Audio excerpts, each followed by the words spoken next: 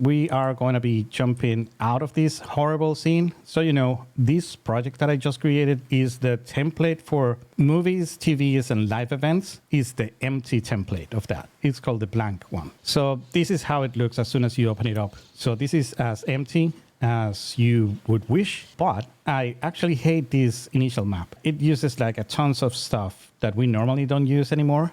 Like for example, the player start and these scene reflection capture. So it's horrible. So I'm going to be clicking in the center of this viewport and I'm going to hit Control N and I'm going to be creating a new level. And in this case, I'm going to create a basic level. This one will bring us with, a floor to play with. And yeah, this is the equivalent of the cube in Blender. This is the player start. We're not going to be creating any sort of game or interactive experience, so we can kill it with fire. So now that it's gone, we can start. First of all, we need an actual master material to start, playing around and see how it works, right?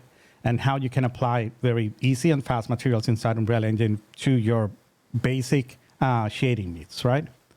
So normally, I'm going to be opening your content drawer with the combination of Control Space. And from here, you can go to the fab. And this is the fab market right here. With any luck, Quixel is going to be like the second recommended vendor here. Like the first one is like feature stuff. The next one is Quixel.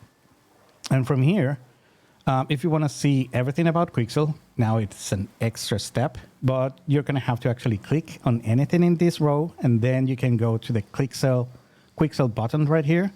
And that will finally take you into the Quixel own vendors page. Right? And now you have here everything about Quixel, like all the different environments, all the different 3D assets, and of course, the materials. And that is what we are going after today. So for that, let's go here on this filter, what it says, materials and textures. And here we can interact with a couple of these. So let's say that we want to create some sort of ground plane, right? And we want to actually texture it really good. So Unreal Engine have several different modes of operation. So if you click here where it says selection mode, but the actual mode that you're right now, it's called selection mode. Selection mode is the one where you can select and move stuff, right? That is why we are right now in selection mode. But if you open this little window where the selection mode is, you can have access to several other modes. In this case, we're going very fastly just to create a simple plane in the modeling tool so we can use it to texture it, right? So let's go modeling. And from here, we can go here in the Create tab. We're going to be clicking on the rectangle tool. And then you need to click on an empty spot in your viewport. And that is going to lay out a new rectangle for us. Now, it's tiny. It's 1 meter by 1 meter square. So let's actually make it 10 meters and 10 meters. And why not? Let's subdivide it because maybe we're going to end up painting a little bit of weight painting on it, right? So now that we have a little bit of subdivisions and it has, a decent size, we're going to click accept and that is going to do it, right? If it is right now fighting for the C position, you might want to, just barely lift it up just a tad so it's not, doing that stroboscopic effect of the C fighting with the actual floor. And that's it. So we can close our modeling tools, go back to our selection mode, and we are ready to start texturing. So the first thing that we need here is to find a texture. So this is a plane and it's horizontal. So we may think that this might be some sort of ground piece. So let's search for ground. Let's hit enter and we're going to be suggested with a couple of ground textures. Let's grab this soil ground. And the good thing is that you can click on it. You can check it out. You can see the different maps. Sadly, we don't get like a 3D. Yeah, it would be nice to have this 3D and I could go really near to it and actually check it out, right? But it's not the case. So once you see that this is what you need, you have here a couple of different options for quality. You have raw quality, which I would never recommend. The good thing is that you're going to get like the biggest maps for these. So it's going to be an 8K map. But first of all, 8K is overkill 100% of the time. So even if you're not going to be using like the 100% of the texture, because you may be texturing something that has something, it's a 3D object that you're not seeing it, at all in all directions at all times, you normally are not going to use it without tiling. So you're going to be tiling it a little bit. So if you start tiling something that is 8K, now you're in trouble, right? You want to actually use something a lot smaller than that. Another thing that is not that good about using the raw quality is that for some reason, the fab market doesn't have the height, the displacement map for the raw quality. I don't know why. They simply don't. So you need to choose the high quality, which is going to download a 4K version of these textures, plus the height information, which is good because we might use a little bit of displacement today, right? So that's it. We are going to be downloading these soil ground, high quality. Everything is good. Let's add to the project. And a couple of things are going to happen at the same time. It's going to start downloading. And Fab is going to create a new folder in our content. So let's actually check it out. I'm going to hit Control Space. Oh, it was open already. So you can see that now inside my content, very empty content for now. I have my generated folder where these rectangle that I just created lives. And I have a new Fab. I have my main map, right, that I should actually resave in a couple of seconds. And I have a new Fab folder where I have a Megascan folder in it. Surfaces, because this is just for materials, and then the name of the surface that I just downloaded. And if I open it, it will give me the type of quality that I downloaded in. And finally, inside that, you're going to have your material and the set of textures that are connected to this material instance, right? So first of all, safety first. Let's save everything. Yep. And the main, I'm going to be overriding with this new map that I just created. Yeah, replace it. And we're good, right? So to back it up, we have a rectangle that we want to texturize or shade. And we have a new material that we just downloaded. You know that this is not a true material, but a copy, a smart copy of that original material, all right? And we're going to drag it and we're going to drop it on this rectangle, and voila, we have shaded and texture rectangle. And this thing looks kind of good, but not as good, right? So we're going to be fixing this real soon. So let's actually see what makes this material tick. For now, I'm going to be storing my Fab thing. And we're going to select our rectangle, and we're going to take a look at this information right here on the details panel. And here we have, our rectangle asset, right? Applied to this static mesh asset and static mesh actor, sorry. And we have a material assigned to it here in this particular map, all right? So, this information about this relationship between the rectangle and this material is saved within the map. So if you change it, you're going to have to save the map. So that's good. We have an actual material, we have a rectangle, and we have a material here, thumbnail, that we can access and double click. And what that would do is open what is called the material instance editor. So, this is exactly the same as double clicking it from here, from the content drawer. So it will take you to the same particular place. All right. This is where we are right now. So this is the window for the material editor, and you can see that it has, a beautiful viewport where you can actually see how the material is, responding to the different properties that you have on the right. And you have some properties here, and that is mostly it. You can actually change a little bit of the actual scene that you're using to preview your material, but yeah. So let's take a look at the juice here, which is inside this detail. So inside this detail, you're gonna find several different parameters that you can actually use to make this material a little bit different if needed, right? So for example, we have the global parameters where we can actually do the tiling, right? So if you get the information about these texture, this material that you just downloaded from Quixel, down here it says scan area. So what this means is that this is the actual size that is intended, right, to be used in real units, right? So we know that we actually created a 10 meter square. So that's maybe why if you get really near to this thing, it's not going to look great. So you're going to need a bit of tiling on this particular material to actually look as good as it could, right? So because it's a 10 meter with 3 meter, original size, I think if we do this, 3 times, it's barely gonna be there. It's gonna be like 9 meters, right? Covered. Yeah, exactly. So now if we come really near, we can see that this is much better. Anyway, it's really hard sometimes to actually see the proportions of any kind of texture that you drop. So you need to have something that may have like discernible proportions. And by that, let's do this. This is going to be real fast, real easy. We're going to go to content and we're going to be right clicking and we're going to go up here where it says add feature or content pack. And from here, we're going to be adding the third person content pack to this content. All right. So let's go add to project. It's going to spend a little bit of time spinning this template in, and that's it. Now it's in. We can close this extra content browser that was created. And what we need out of it is go to characters. Now we have mannequins in our project. That is like the fastest and easy way to have a mannequin inside your project. Let's go here to characters. Let's go to mannequins. These are the new ones. Let's go to meshes. And we're going to be dropping a queen symbol. And let's drop her right there.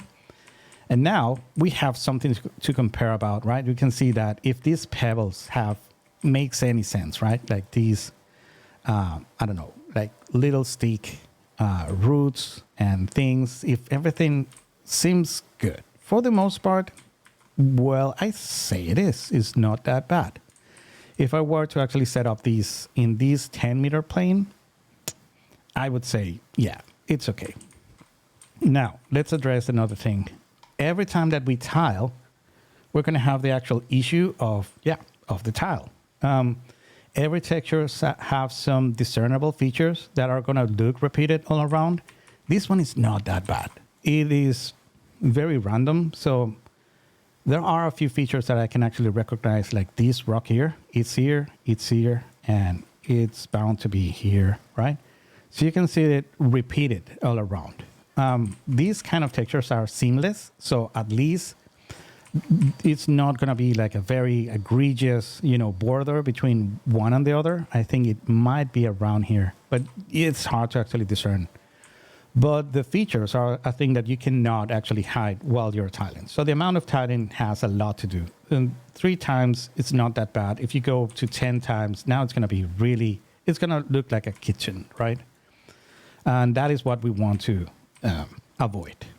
So let's go back to our 3 tiling, and that is okay. Now, you may have noticed that for me to get access to actually changing this value of the tiling, I need to turn on this thing right here. And if I turn it off, it reverts to something. Normally, that something is going to be the default of this parameter, the tiling parameter. So you can see that this is 1 tiling. So it's, going from the 0 to 1 coordinates of the UV of this rectangle, right? And if I turn on what is called an override, and Unreal Engine is all about overrides. Everything is an override for Unreal Engine. So it's the best way of reusing many parameters and then have like a special values in a specific instances, right? For example, in this case, what we're seeing here is a material instance. So there is an actual master material that is driven all the textures, all these parameters and all that, and they all have a particular default, right? And the good thing about these parameters is that they can be overridden. And right now we're overriding the tiling parameter and we're assigning a particular change to the original. So normally, if you want to see the default, you can use this return arrow right here, and that is going to take it to the default. So default, again, it's a little bit more too vast, too brute. We need it to be a little bit more refined, like 3. That is good. All right. So that's most like it, right? On the global side, we can offset the UV right and left and up and down, which sometimes might get rid a little bit of the, discernible features, but normally it won't. You might want to do this, if it's really needed, but it's nothing to call home, really. So yeah, let's actually make this default. And if you're not going to use it, you can actually, don't override them. So let's see what else we have here. We have displacement, we have normals, we have the ORM, or what we call the combine map, and we have specular, and we have base color. Now, let's take a look at what you can see that these material instances have by default some properties overridden, right? And mostly are going to be the exact thing that makes this instance separate from the original material. And those are the actual maps, right? The actual textures that were imported with this particular material, right? So you have like a diffuse map, you have a height map or displacement map, you have a normal map and a combined map, right? The information that is comprised on the combined map, it's a combination of different material attributes or material channels. And in this case, the ORM refers to occlusion, roughness, and metallic, right? If you want to check out how each and every one of those channels looks, you can actually double click on this texture, and that is going to open up the Unreal Engine texture editor. And you can actually check the different color channels up here. So R, we were saying that is the occlusion. Normally, we never use occlusion anymore. Unreal Engine's Lumen actually produce a very believable occlusion, and it looks really good. So normally, this is let's call it a thing of the past. It is really useful for games because if you want to bake lightings in the games, you want to still have like a good resolution occlusion, so you can take it from outside of the engine. And you get something that looks really crispy and it's catching, you know, those shadows in those crevices and stuff. But normally you are not going to use it in virtual production at least, right? So this is non-usable. Then we have the roughness, which in this case is very soft. It's like everything has the same value all around. And normally you're going to find that at least on the Quixel bridge library, like they don't have anything that is metallic or reflective, or so normally you're going to find the metalness to be completely empty. So that is how this works. Now the master material is set up in a way where you're going to have like different sockets where you can actually plug in, you know, information as well as change it. You can plug in things like full textures, and this is how this works. So this particular material instance is different from any other particular instance because it has these 4 materials applied to it: the base color, the combined map, the normal map, and the height texture, right? So let's talk a little bit about, the diffuse is the diffuse, right? It's really, really easy. You're going to have some controls over the color, brightness, saturation, and you can actually assign like a different tint. The saturation is great. You normally want to use this kind of thing because if you actually take a look at the full Quixel Bridge library, you're going to find tons and tons of textures. Normally, they're going to come in some sort of, let me see if this is the case. If I go to the solid ground, the soil, no, it is not here. So this thing, it does have an actual tag. So maybe you're going to find out that when this particular texture or a group of textures were captured, they were in a particular place, and that will form a kind of a collection.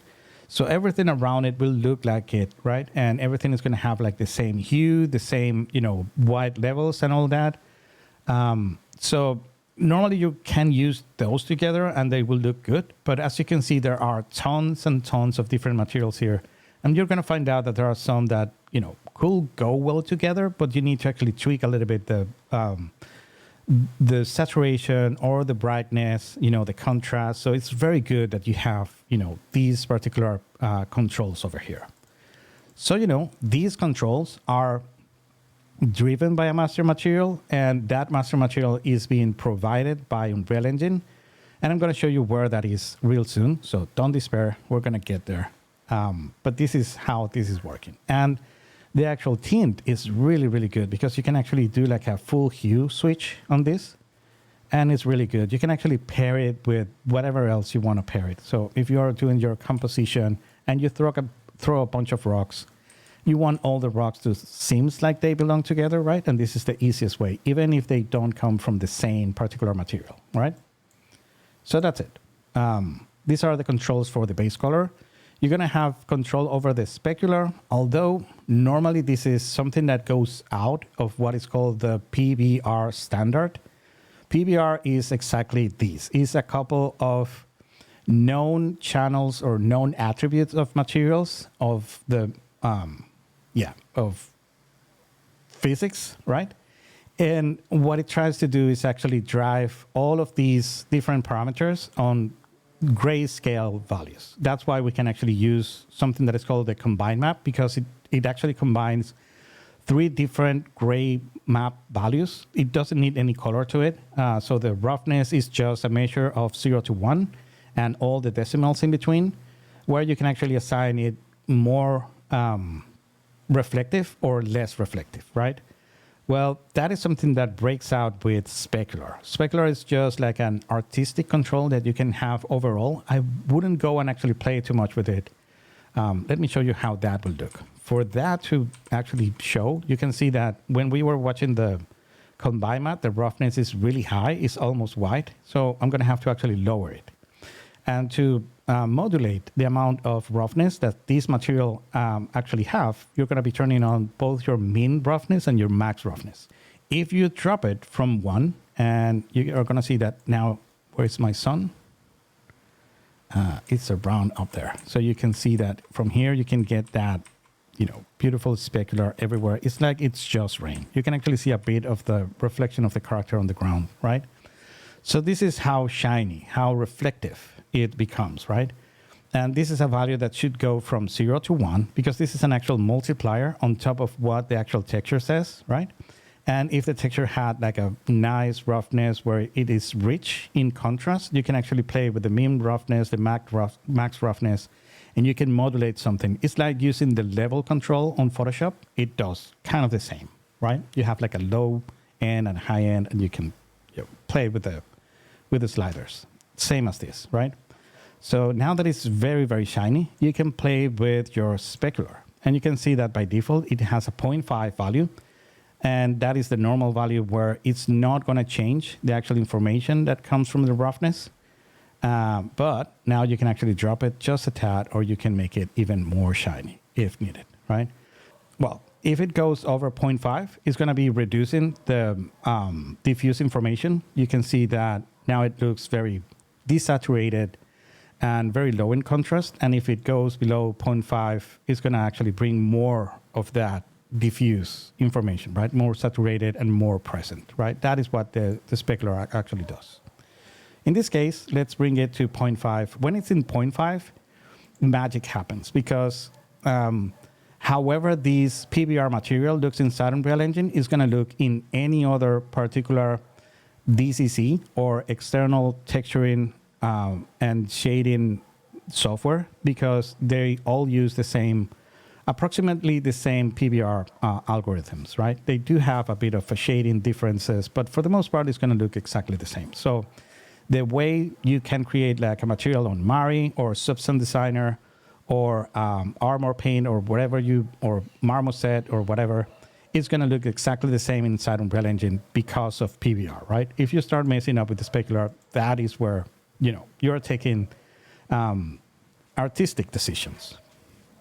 All right, so that is our roughness, and this is good. Let's talk a little bit about the normal. And the normal is a trick of the texture that will actually make you think that this has any sort of bumpiness, but this is really completely flat as a pancake, all right? This has no real features, right? This is just a trick of speculars and shadows. This is what it is. It's highlights and shadows that are going to be catched in a particular way because of this map, right? I have always think that everything that comes from the Quixel library is very soft on the normals, and you can actually do more of them if you double it. So if you set it to 2, it really brings in that grittiness, right, of the actual texture. Normally the one that, you know, this value that it comes by default is really soft. Everything looks, I don't know. If you look at really close, it looks like it's clipping, right? It doesn't have the full shape of what it's trying to represent. When you take it to 2, normally it looks much, much better. It does have more, right? To actually capture those little shadows and those highlights, right, on the actual shape. So that is normally what I would do. I'm going to be setting up my roughness just a tad higher because it looks like it recently rained. All right, now it's looking perfect. All right, and that is most likely everything. There is one last thing here, and that is this high texture that is connected to displacement. So for that to work, it's a bit of an ordeal that we must make sure that we are performing. So let's do it. Let's see how this texture looks with the displacement on and everything. So since 5.5, we have Nanite tessellation on by default. So you don't have to go out and do some nonsenseness of editing your engine or anything like that. It is on already. So you don't have to go around messing up with files and folders. It is there. So the only thing that you need to provide for this to actually happen is 2 things. The first is that the actual static mesh that you are trying to shade with this particular material, if you want to have displacement with it, it needs to be Nanite. You're not going to get any displacement on something that is not a Nanite virtual geometry. So for that, it's really easy. We can simply select our plane right here. I can hit Control B of browse, and I have access to where this rectangle is. I'm going to duplicate it because I need to do another thing after with this. And I want to have one Nanite and one that is not Nanite for one particular reason. You're going to see why. So I'm going to be duplicating this. I'm going to be calling this one the rectangle non-Nanite.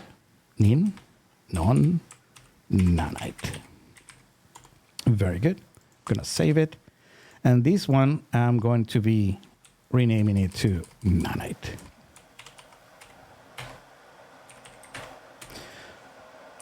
With any look, this one is the Nanite. Let me just check. Ctrl B. Oh, right. Yeah, I got it. Good. So this one is the Nanite. So the one that is here as an actor in my viewport, I'm going to right click on it, and very easily I'm going to select from up here the Nanite options, and I'm going to be enabling Nanite for this mesh. Good. It needs to prepare a little bit of something, but very soon, there it is. It's kind of the same.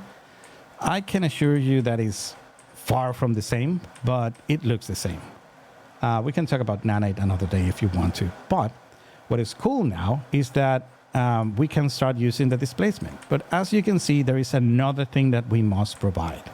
And that is that by default, Nanite tessellation is off on the master material. So what we should do, override it as everything that we want to change from the original, right? And that information is here on the general tab of your material instance. So you're going to be opening up that, and you're going to go a little bit down. You can see that there is a material properties override, and we're going to be opening up that. And a little bit down, you're going to find out that there is enable tessellation. We're going to enable the enable tessellation override, and then we're going to be turning that on. And if we wait a little bit and all the shaders are being prepared, that's it. We should have displacement, and this is how it looks. Beautiful. Again, this is a very flat material, but yeah, it actually produces a little bit of that. Maybe if I start moving my light around, it should.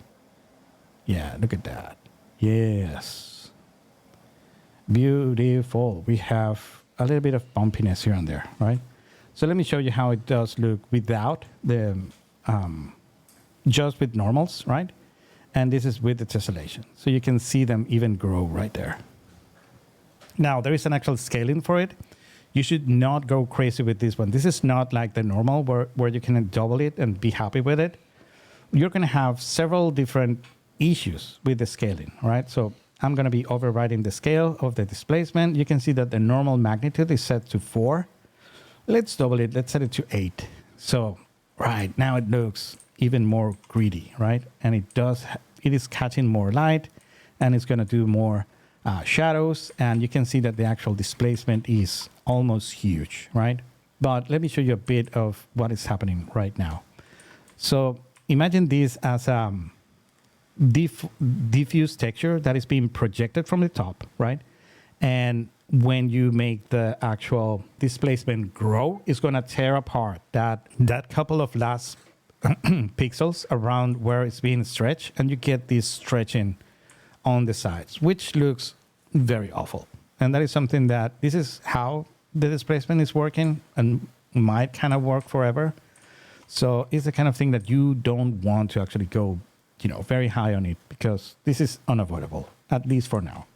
And the other thing to consider is something that is called the boundary of the actual shape.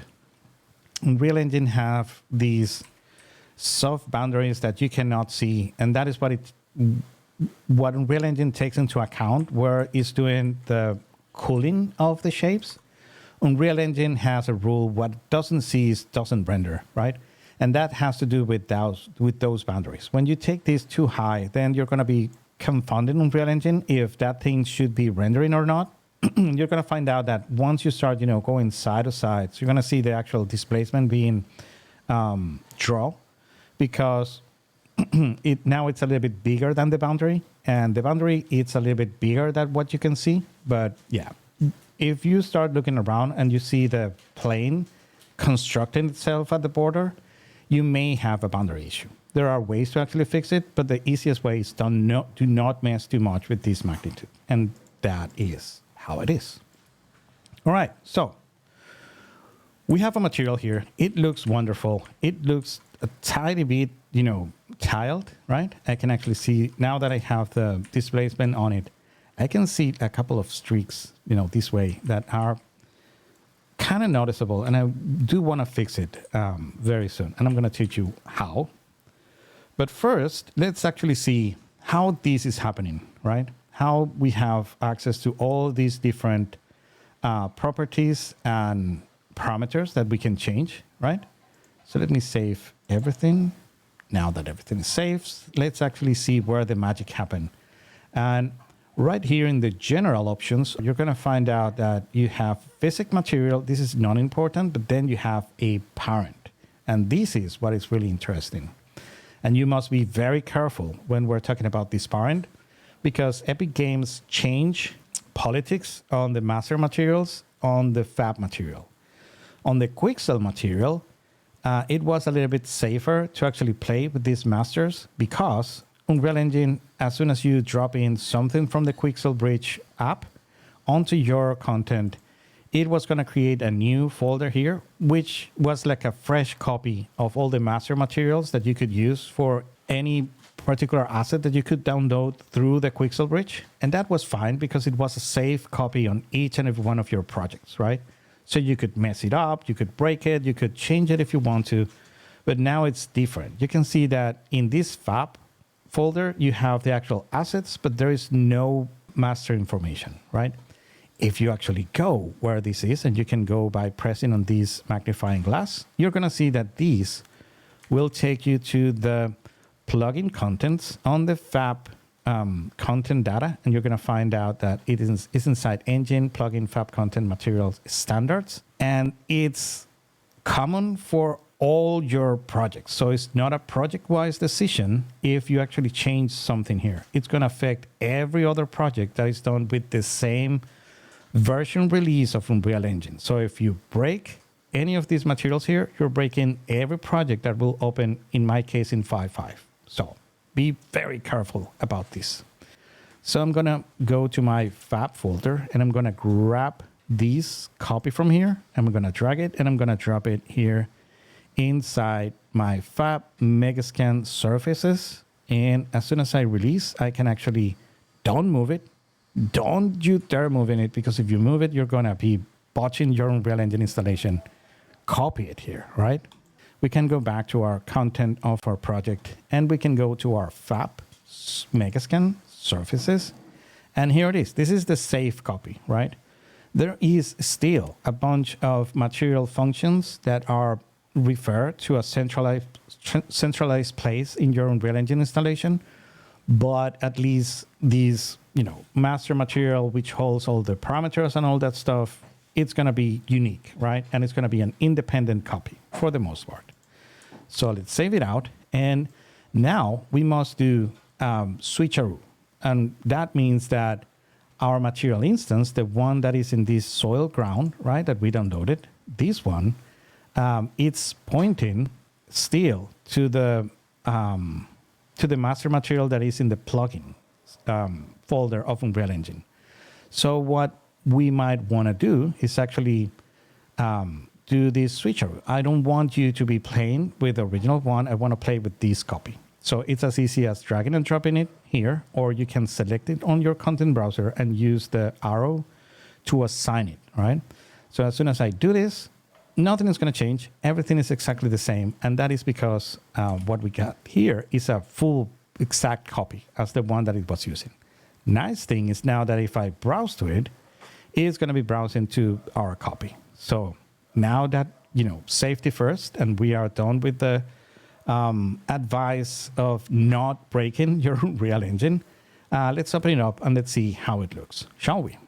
Let's come here. I'm going to be double clicking on the master material, and that is going to be opening these, and this is how a master material looks. No, I'm lying. It's like this. It's a little bit bigger, but it's not that complicated. It gets complicated once you start seeing where you produce all the different adjustments, like for the saturation, brightness, and contrast. This is something that we're not going to be covering today, but these are called material functions, and it's a way of actually reusing, clever math and things that are common to more than one master material. You want to have them on its own, like compact standard package, right? And you can reuse them on several other materials if needed. So most of these are very common. You can see by the look of these that Unreal Engine is a bit unique in this sense. And it is what is called the result node, and is this that you see here. So every type of material that you can produce inside Unreal Engine will come out of this. So this means that if you want to create an opaque material, it is going to be this. If you have a mask translucent material, it's going to be this. If you have a UI material, it's going to be this one. If you have a landscape material, right, it's going to be this one. Skin material with SSS and all that. Every complexity that you can think of inside Unreal Engine material-wise is going to be derived by the same result node at the end of a line on your master material or material editor, right? So let's talk a little bit about the actual editor. Now that we know what is, the end of the line for all materials inside Unreal Engine. Here we're going to have, the same beautiful viewport where you can actually see the result of your master material. You're going to have a node graph where you're going to be able to drop different nodes and connect them with noodles, right? These threads that you see here. And you're going to have several nodes, right, that are going to be providing different functions. In many cases, it's going to be producing some of those constants that we can change into parameters and can be accessed through the material instance to have like a different value, right? Every time that you create a new instance of it, right? It's where you're going to have, several of these nodes are going to be there to actually sampling of some kind of information. So you can have samplings for procedural colors, procedural noises, or in this case, textures. So what you are seeing right here is an actual texture sample where you can actually connect a particular texture, and that way you can use that to change any sort of the channels or attribute of the master material, right? And this is mainly how it works. There is not too much science out of this. If you actually check out the master material, the result node of the master material is going to have almost always the same information. Sometimes it's had just a tad more, but normally it's what you see right here. Depending on how you set it up, you're going to have access to other, channels. And sometimes, some are going to have like just a few channels depending on how you set it up here. So normally you're going to have the base color, the metallic, the specular, the roughness, the normal, and the ambient occlusion. Every one of those, we actually check it out on the actual parameters on the material instance, right? And you can see that, this is what a PBR material actually looks, down the hood or under the hood. When I tell you that this is the only thing that you need or the only thing that Unreal Engine provides, on the left side below our viewport, we're going to find all the details. And each and every one of these nodes is going to have its own particular detail, right? So if I select this material function, it's going to have some details. If I select this constant, it's going to have some details. Same as the texture sample. So the information that is shown on this side is going to be unique for the particular node that you have selected. The most important one being the actual result node, where on the top end, you're going to find out everything that makes this material what it is, right? And changes that you do here are going to be profoundly change how optimal this particular material is to render. And that may derive in the reason why you might want to have more than one master material, right? Different than the material instance editor, where you only have access to the viewport and the parameters that you expose from your master material. The master material will have a way for you to actually construct whatever you want to create out of your material. So the first thing is that I would come to the right side. This is how it might look on your side. So you might want to open the palette. And in the palette, don't be appalled. This thing is long. This is the full list of all the different nodes that you can use inside the node editor, right? Which is too long. But the cool thing about this is that it will have the shortcuts, the keyboard shortcuts for all of these different nodes. That's the only reason why I always leave it on, and I will put this pin there because it will remind me every time and then what is the actual key that I need to press to get one of those nodes here, right? So for example, if I need a constant, I will hold down the number 1 and I will do a click, and that will bring me constant node. So if I connect this here for the time being, I'm going to be reconnecting everything back very soon. You can see that the base color now is connected to a gray value that will go from 0 to 1, right? And that is what it will do, right?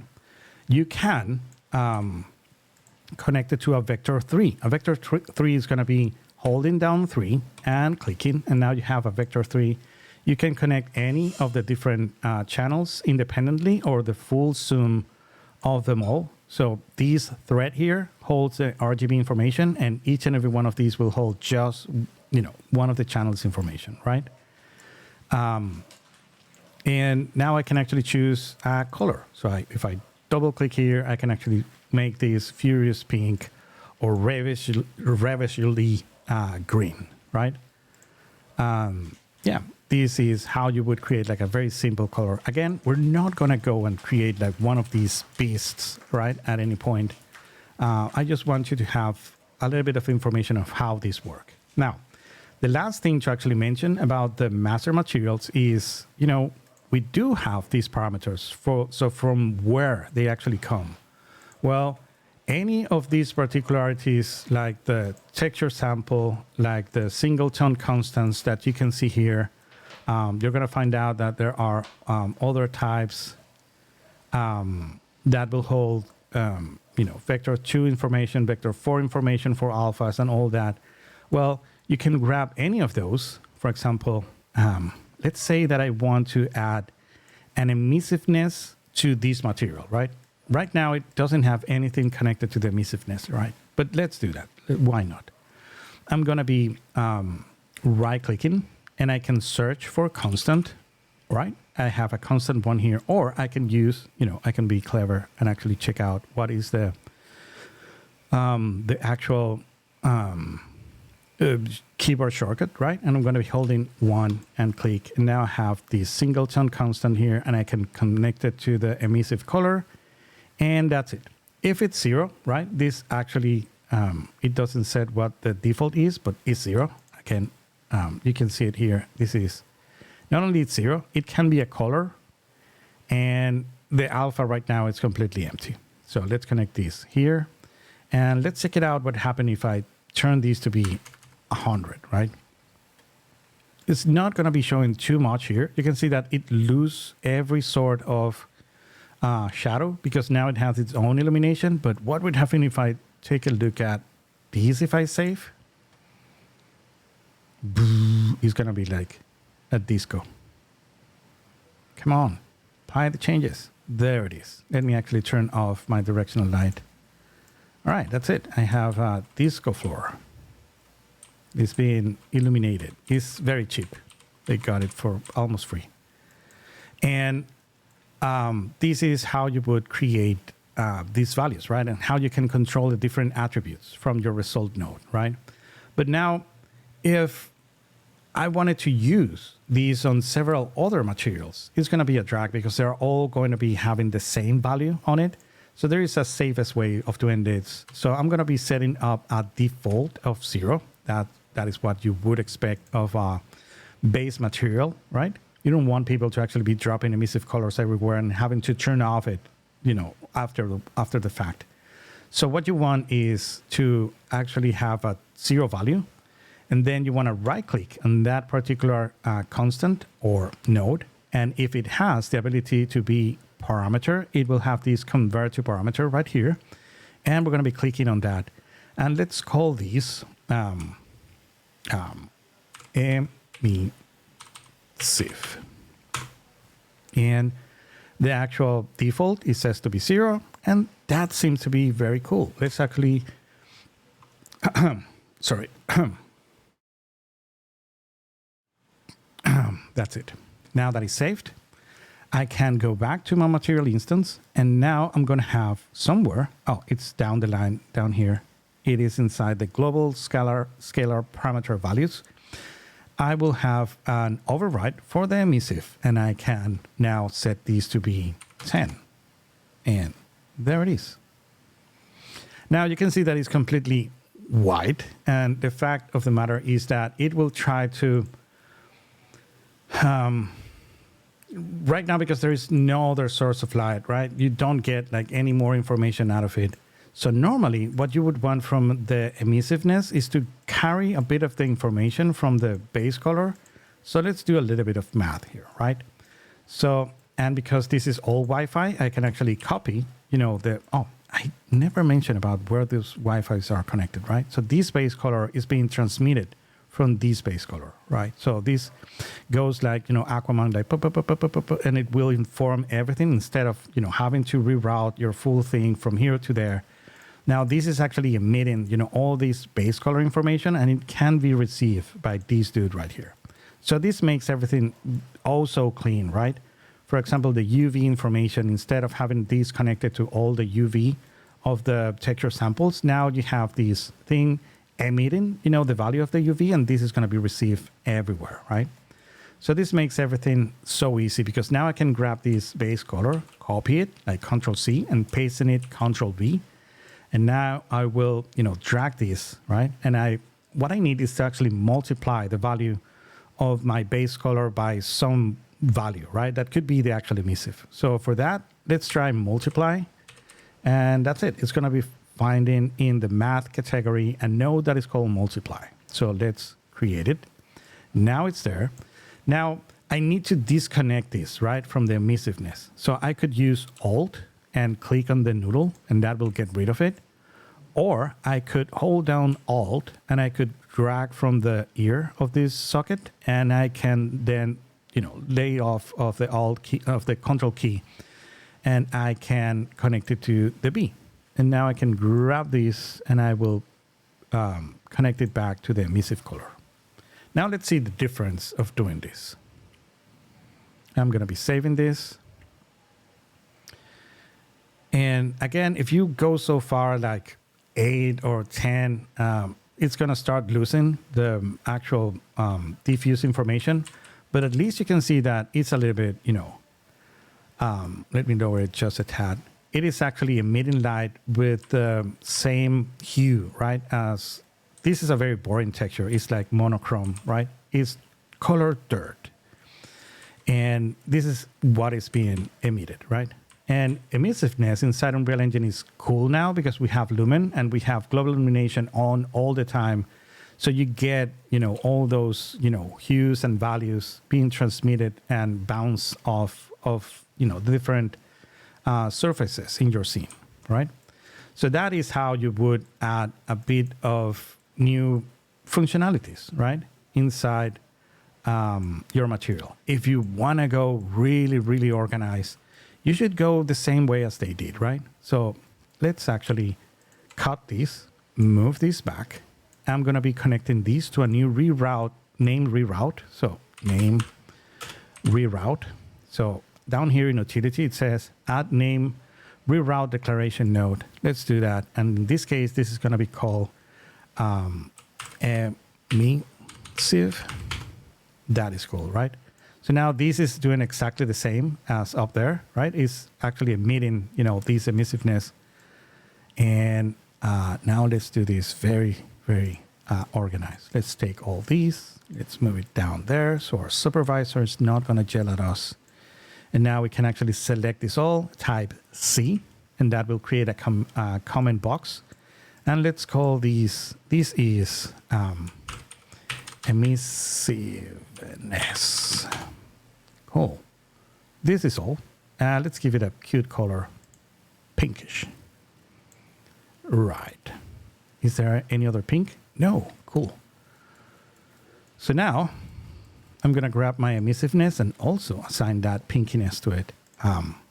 If I want the same color, I could click here and drag it and drop it to my save colors here. And now I can use the same one for these emissive. And that's it. Now I need to call that emissive and connect it here. So I will right click, go to my name reroutes and find my emissive, drag it out and plug it in. And now it's like no one will know that we actually operate on this material, adding emissiveness functionality to it. Oh, there is one last thing. And that is a bit of order, right? Right now, it's going to appear like in a nameless global scalar parameter values, right? And it's going to be somewhere down here. So let's keep on. This thing comes 1, 2, 3, 4, 5. All right, let's fix that. Down here on the parameter, right? We're going to be changing this group. And you can see that here is the full group. We can actually reuse one of those, or we can add our own. So in this case, I'm going to be typing 6, and 6 is going to be emissive. That's it. Now I can save my master, close my master, and now I will have a new 6 emissive, right? And I can play with it and make it however I want.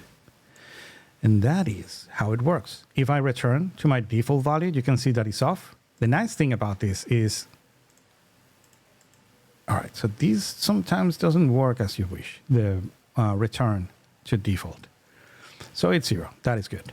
So the nice thing about this is that now, come on, save. That's it. So now, let me turn back my directional light on. And let's say that I want to have another one of these rectangles right next to each other, right? So I'm going to be selecting it, turning on my location transform tool, and I'm going to be holding Alt, and I'm going to be dragging from one of the axes. And now I can release the Alt key. So now I create an instance of that rectangle right next to it, right? And now what I want is to have another, right, instance of this material here, because maybe in this one, I want a different tiling, right? So let's try to do that. I'm going to be saving these instance and everything. Let's move Fab over there where we can barely see it. That is good. We might go back to that one soon. So now let's go back where this material is. And the easiest way to find out where the material is we select the rectangle. We go down until we find the material, and we can use the magnifying glass finder here.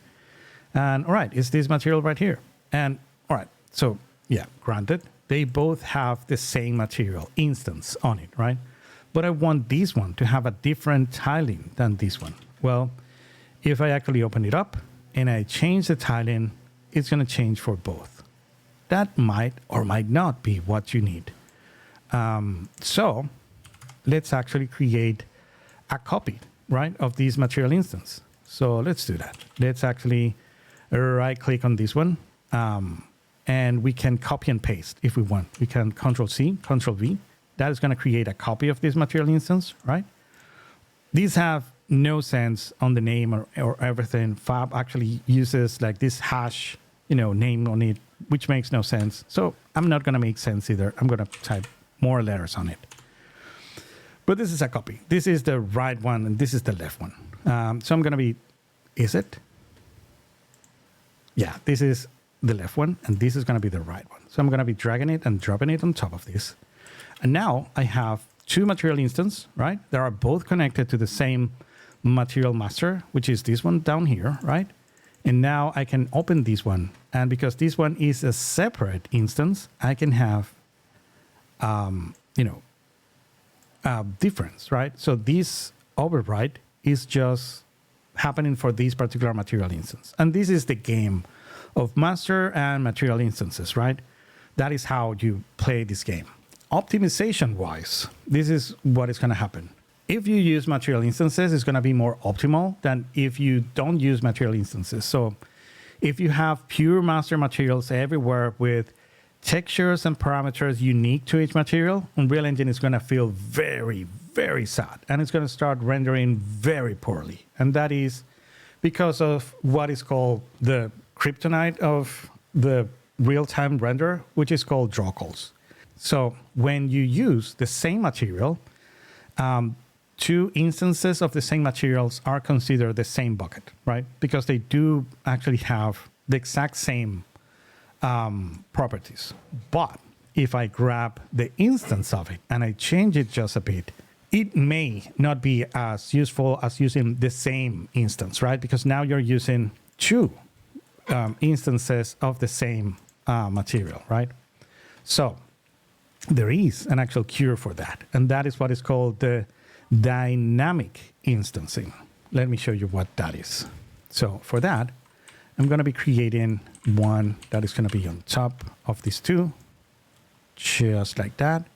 So you know that this is an instance, this is an instance, and what is going to be behind this one is going to be what is called a magical dynamic instancing, all right? So how you get to one of those, right? So these two, again, because I just made a copy out of these, are going to be the same material instance. But if you actually go to the right and under your details, under your material, you're going to find create dynamic material, right? So as soon as you click here, magic happens. And you're going to have to yourself on an actor basics, a difference between this instance and this instance, even though it's the same instance, right? And now let me see how this works. Remember, this instance right here is this exact instance, right? It's not a separate copy. It is not another asset. It's the same instance, right? And it happens to be on a different actor, right? So now I can grab these and I can change the tiling on this one. And that is magic. That is how magic happens. And that is how you save tons and tons of FPS and tons of nonsense, copies of the same instance everywhere. Right. Now, this is going to have its own, limits. You don't want to use the same instance for everything. The more things that you change about it is going to make, your life a lot more difficult, mostly because of the administrative nuisance that this has to do. And what I mean by that is that it is good to actually have instances, not for Unreal, but for us as artists. It's much better to actually have discernible ways of knowing that, all right, everything that has to do with this instance is this piece of ground right here. And if I have a couple of instances of each other, they will still have some things in common, right, that I want to change altogether. Once you create one of these, now this is a complete separate thing from the original one or the non-dynamic one. And then everything that you do here cannot be transmitted to other, dynamic instances. By that, let me show you what I mean. Let me show you something about these overrides. Let's say that at some point you realize that you need to change the saturation, right, of all the different ground pieces, but they're all sharing, at least the same master material, and there are copies of the same. I have not do an instance of an instance. So let me show you that. That is fun. So again, instead of having a copy of it, let's do inception. And let's do an instance of an instance. So let me show you the benefit of doing something like that. So this might not be the best way of actually having a copy. So, all right, let's do this. Let's actually create a copy of this, just like that. So I can show you the difference of doing this. So in this one, I'm going to be, instead of assigning, I'm going to put names on this thing because it's going to go, completely bizarre.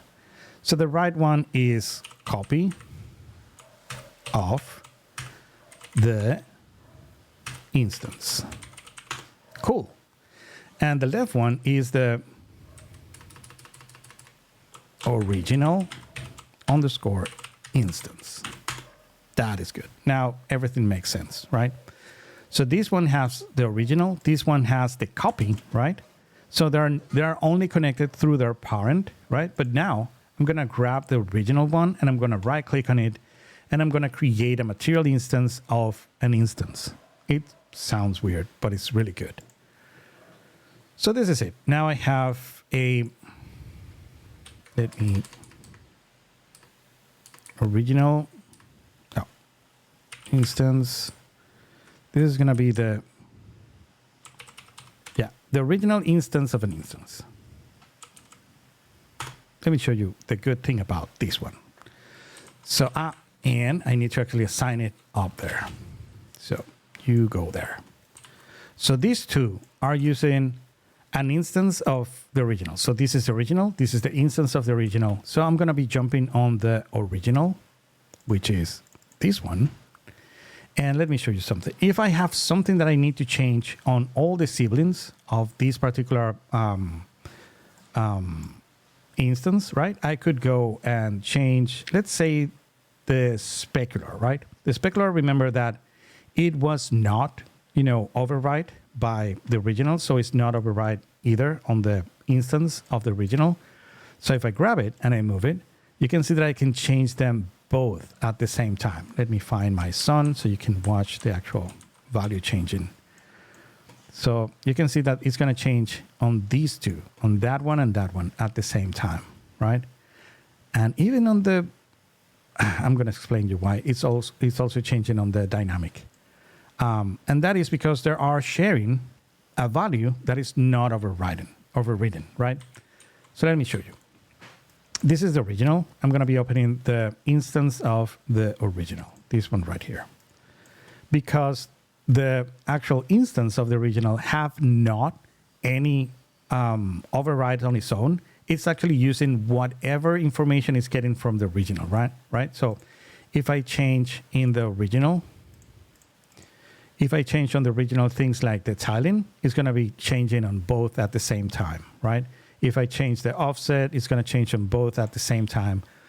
Mostly because you can see that in this one, I don't have any override. Now, what I could do is say, well, I want some things in common, but I want this one to have its own identity on any of these. Well, it's as simple as creating the actual override for it.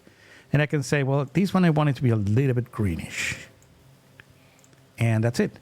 Everything else is going to be driven by the actual parent, right? Because this is a hierarchy, and that is how it's working. Now, on the dynamic one, we have kind of the same behavior, right? If I select it, I have some of these overrides here, right?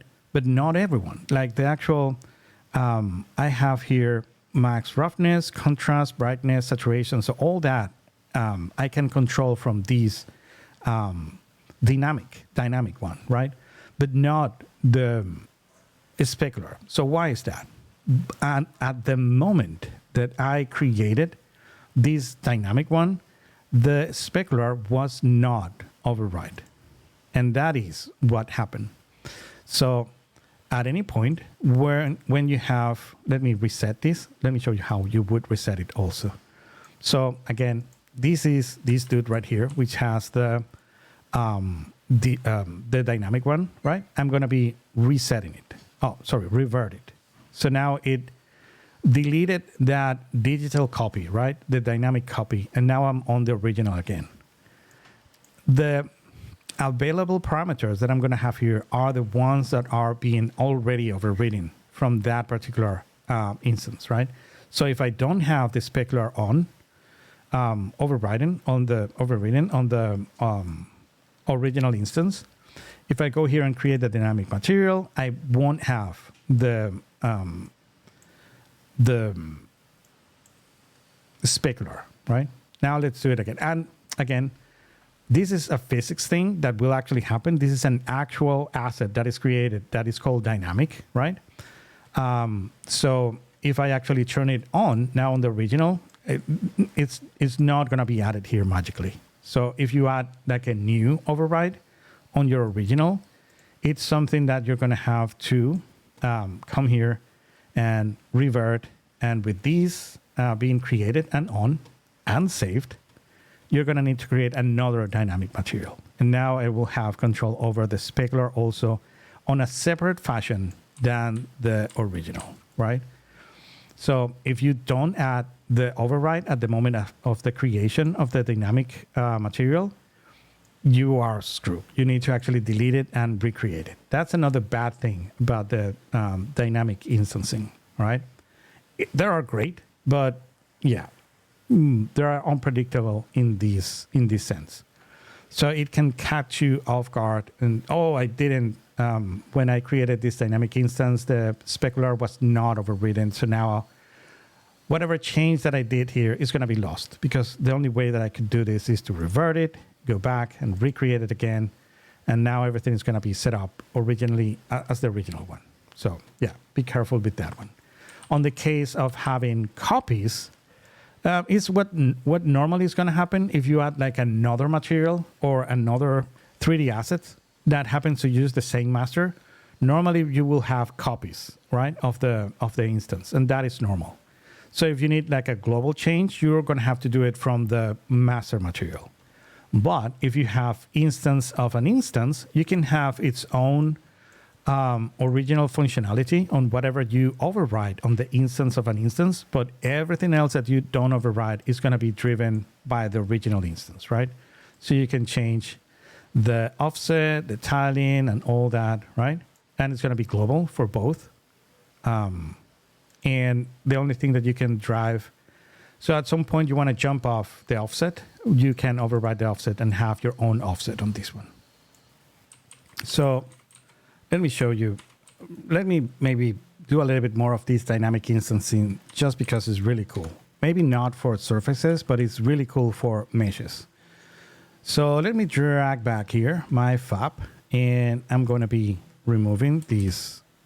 Oh, you know what? I do have some grounds here that I might want to use. So again, here from fab, you can do the magic trick of actually, if you like this, you can actually drag it and drop it right there inside your scene. And what is going to happen is downloading the 3D asset that I want. And now I'm going to have it right there. And very soon it's going to finish up preparing all the different shaders. And very soon I have it there. Good. I'm going to be storing these down there again silently. There it is. All right, so now I have this little piece of ground. I'm going to be turning off all of my snapping tools, and you can actually see how I can make it work here. Right, so cool. Now I have these, and it has these like ground around the rock, and it's filled with like brambles and leaves and stuff. So that is good, but yeah, it doesn't match too good, right? The actual color of the ground here, right? So what I can do about it? Well, I can jump into the material, and I can go to maybe the tint, and I will make it a little bit more orangey maybe. Oh my God. Yeah, something around there. All right, now it's matching kind of perfectly. What an eye, dude. What an eye. Look at that. All right, so that is the kind of thing that you can do with, all of these parameters. That is something that you want to, to constantly be playing around to match everything. But let's say that now you want to set up the same rock up there where it's already a little bit greenish, right? So now it doesn't match anymore. Well, if you match it on this side, then you're going to be unmatching it on that side. That is horrible. That is going to be a poor workflow. So what are you going to do? Well, you got to make sure that in your instance that you want to create a dynamic instance of, you have the particular parameter that you want to override on the dynamic instance. In this case, is the base color, which is good. I'm going to save it, close it. Selecting this actor, because this is a per actor base change. And I'm going to come here and I'm going to create a dynamic instance material. Now from these, I can go to this base color tint and I can change it. So in this case, I'm going to be moving the hue a little bit more to the green. And let's say that it is a little bit better. Maybe a tad more saturation. That's it. So that is how you would use these dynamic instances. All right. Now, the big issue. Let's say that, you want to retouch something like the saturation, right? But at the moment of you creating this, you don't have access to it because it was not overridden at that point. Well, this is where you lose a little bit of work. You need to go back to your original, double click on it, open it up, turning on the saturation, and for good measure, the brightness and contrast, right? And I'm going to be saving this one, closing it, and I can go to this one. And I need to actually, destroy the dynamic instance of it, revert it, and then create it back. And now I will have access to the brightness and the saturation and also the base color tint as I have it a minute ago. So those are the goods and the bad of using this dynamic technology. All right, so we still have at least 10 to 12 minutes. So let's ramp it up just a tad. So let me show you things that you can do with vertex painting, right? This magic trick, I'm gonna need the non-Nanite version of this. That is because Nanite doesn't work with vertex painting, because when you drop something into a scene that happens to be a Nanite, everything in the scene is one huge Nanite object, right? So it loses its independency at that point. And that's why you can have per asset vertex painting, but you cannot have per actor vertex painting. And the cool thing about, the vertex painting is that it can be per actor, right? So I'm going to be Control B in here and go into the non-Nanite version of these. I'm going to be, this dropping thing. Oh, there it is. So in this case, I'm going to be using a particular special material. That is going to be a particular material that is hidden, but you can get it on any particular Unreal Engine project. And that one is, let me close everything here, is inside your engine folder. And you're going to be doing a copy of that. So, don't work on the original one at all.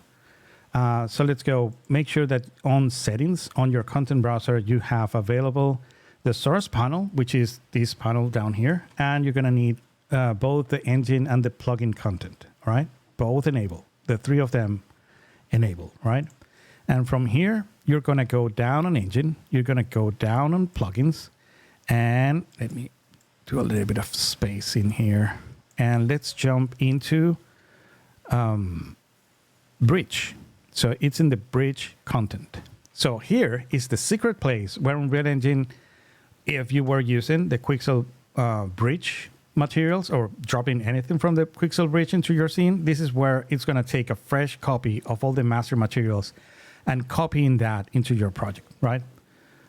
Because you might not have availability to go here and drop something from the Quixel bridge. That's why we're hacking our way out of this. So that's why I'm, inside the machine, right, and going into the bridge content of the plugins. And here we're going to find out something that is pretty nice. That is called the surface blend material, and this is the one that we want. We don't want to actually play with this one. We want a copy of it. So let's go now to, I'm going to be copying it into my content, and then I'm going to be moving it from there. So you drag it, you drop it into your content, and don't move it. Don't you dare moving it. Copy it there. Now that I have a copy of it there, I can safely close everything, back down. Let's go here to our content, and now I can, all right, that's it. Now it's here in my content. Now I can grab it and set it inside my Fab Megascan surfaces. I want it there, right? So let's go content, grab it from there, move it to the surface. So it's right next to the other one, the other copy. Move it there. Let's go surfaces, and now here it is. So if I open this one, again, it's a master material, so it's going to look something kind of like this, very complex, not that complex. There are worse spaghettis than this one. But what we want is an actual instance of this. So let's do that. Let's go and create a material instance out of it. And now that it's here, I'm going to save it. And now I can drag it and drop it into this rectangle. And it gives me something that looks like this for now. Because now that it's a material instance, I can open it up, right? And I can come here and start turning on a couple of these blending controls, right? So these will give you a base layer, a middle layer, and a top layer that you can actually paint on the actual surface, all right? So let's do just base layer and middle layer, just because you're going to see what I want to do with this. And it's a really cool trick. So I have these two, right? The base and the middle. And what I want to do with this is I want to make sure that I turn on the override for the albedo, the combination map. Even though this is like a different way, the actual roughness, which is what we want, is in the same color, so it will work. Again, from the Quixel materials to the Fab materials, they change the combine map.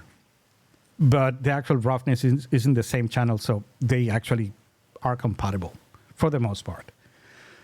And the normal, and that's it. So these three are going to be good enough. And I'm going to be doing the same for the middle. So I'm going to go middle albedo, middle combine, and middle normal. That is good. I can actually now come to my surface, high, and grab. I will need a little bit of space here.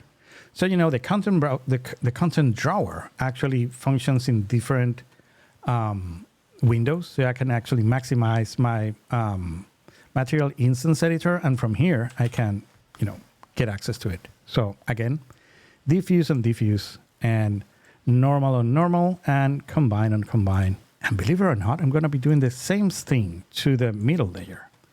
And normal to normal, and middle to, combine to combine. You will say, you are nuts. What are you setting up here? This makes no sense. Well, it makes no sense until you find out that you can assign a different tiling to one of these. So on this one, remember that we were using something like 3, right? So this one is going to be 3 and 3. And on the middle layer, I'm going to be painting with 1 and 1. Let's see how that looks. So I have this thing here, and it looks a little bit tiling, right? So let's fix it. Again, just as a fair notice, this as it is will only work with non-nanites, right? If I have time, on the rest of our classes, I'm going to explain you how to use the non-nanite way of doing this, right? And it's kind of the same, but you need to do a little bit more to the material. And we can add like displacement and other stuff to it. So let's go here on a selection mode. And remember, we have a bunch of different selection modes here, right? We want to go to our mesh painting. And the first one is the actual vertex color. This is the one that we want to use. So we select something that we want to paint on it, right? Some particular static mesh. And this is the one that we want to paint. We're going to go paint. And here comes the weird thing that will need just a bit of explanation. The engineer that thought the ingestion of FBX into Unreal Engine have the great idea, or maybe he asked, like, what should we do with the vertex values, right? Should we set it to 0? Should we set it to some particular color? What should we do with them? And someone said, make them white. And so every piece, if you don't say the opposite, like it's the actual default, when you import something into Unreal Engine, it will actually bake full white into the values of all the vertices, right? So vertex color is like a value that you can give to each vertex. Each vertices have an RGB value to it, even alpha, if supported. And you can paint on it, like if you were painting on pixels, but in this case, you have the base resolution of how, tessellated is your polygons, right? So when you paint, you want to paint with black. That is the answer to that full long explanation, right? And because I'm painting on my middle layer, I want to paint with red. So I'm painting black on the channel red. So let's see how this looks. And in fact, you can see the resolution. That's why I actually tessellated this thing, but I created it. And now if I start painting, you can see that I can add, bits of the same texture, but with a different tiling. And if you had some particular, tiling issue, this is like the best way of hiding it. Paint with the same texture, but with a different tessellation on it. And take a look at that. Now, everything that could be, a clue that this thing has some sort of tiling issues, you can actually, do a bit of a click and then it's gone.